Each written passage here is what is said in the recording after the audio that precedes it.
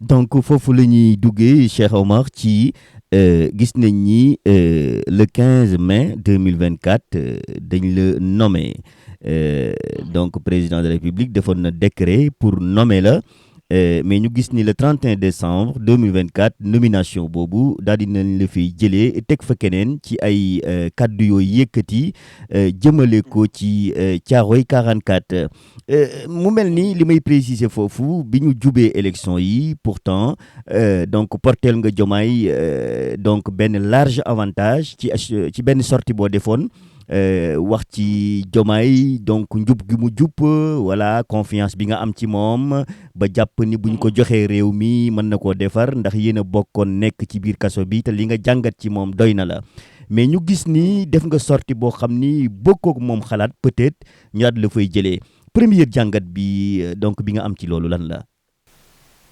waaw macha allah jàngat ba si jiitu mooy le président de la République a utilisé une prérogative que lui consacre la Constitution.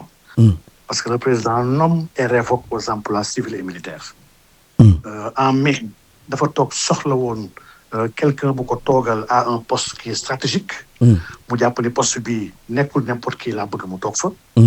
mu xool ci entourage am sa confiance daj sama tur. mu woo ma waxtaan ceeg man laaj ma ko ma nangul ko mu teg ma fa.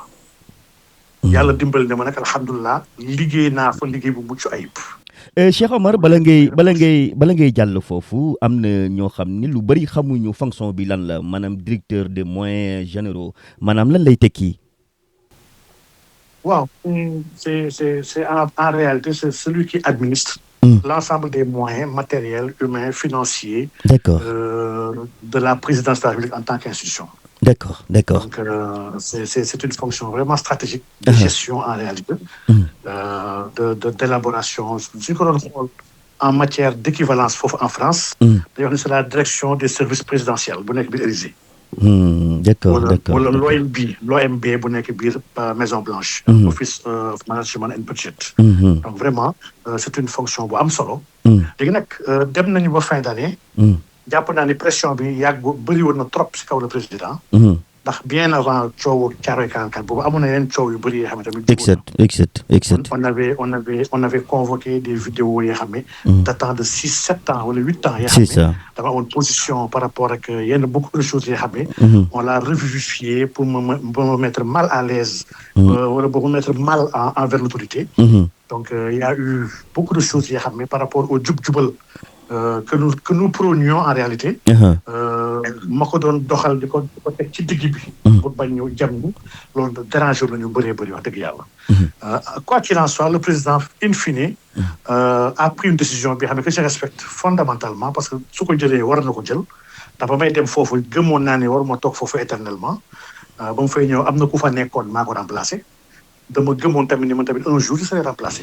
waaw mais monsieur Diagne c'est am na benn mot bu sénégalais yi di wax dafa mel ne tamit maanaam soo ko defoon ba léegi yaa ngi ci poste bi mooy muut mbaa mottu est-ce que. waaw man nag yàlla dafa mën na too nag man du ma oxé wu kenn. exact. c'est vrai que y a des gens qui m'ont dit que non fi nga nekkoon dafa nooy bi nga xam ne. man de su ma fa nekkoon damay noppi. toog di lekk heureusement que lekk taxu moon jóg. looloo yàq réew mi. je veux servir mon pays. et dama gëm ni pour servir mon pays dama war a wàccoo. fépp fu ñu mënti teg dama war a wàccoo ak lan la ñuy namm ci man foofu. loolu nag amul benn rapport avec ma liberté man de ton bi nga xam ne. loolu président avant ma koy xam j'avais des positions sur des questions. man avant may xam président bind naa livre tuddee ko la République privée du Sénégal.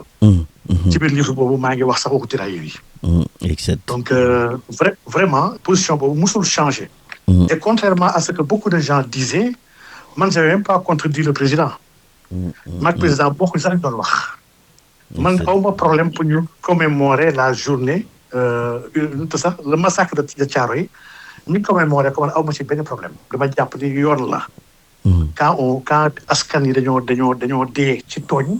man jàpp naa ne dafa nekk lu war sax ñu commémorer leen fàttaliku leen.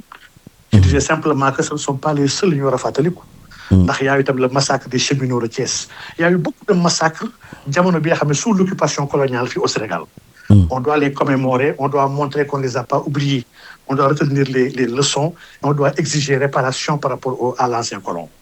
waaye nag le tirailleur moom pour màggal tirailleur bi comme un héros ça je suis pas d'accord.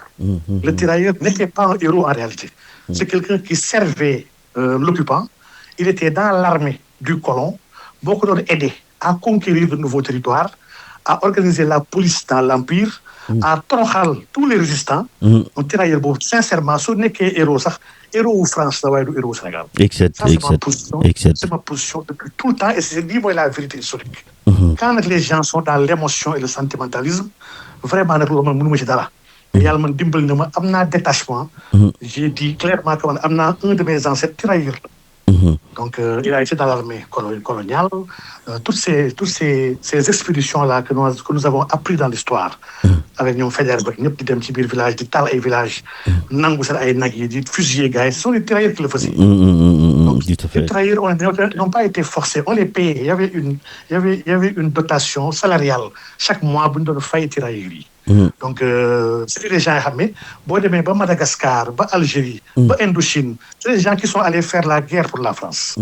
dem toroxal ay nit dem violer fa ay nit rey fa ay nit. Donc très sincèrement l'histoire des tirailleurs nous devons réexaminer cette histoire-là. Pas pour toroxal suñu bopp mais pour jàng ndax vraiment un peuple nag instruit c'est pouvoir aborder son histoire sans émotion. Donc tel était peut-être sama propos mais dafa fekkoon jamono boobu gars yi étaient totalement dans l'euphorie du moment kenn mënul woon dégg li may wax. Pourtant Abdoulaye Wade avait institué la journée du tirailleur bien avant le président Diomaye. Il l'avait fait foog naa au début de son mandat benn date septembre la foog naa pour mu defoon la journée du tirailleur. jamono boobu man j'avais fait un poste pour dire que d'accord ma ci. waruñu màggal tirailleur. Donc comme que nag je le disais sous Wade. Donc man mënuma comprendre ñëw ba si jamono Diomaye nag may wanaasu li ma gëm. pour neexal ay nit ça je dis non. dëggu yàlla bi moo ma gënal Diomaye ci boobu. Effectivement alors.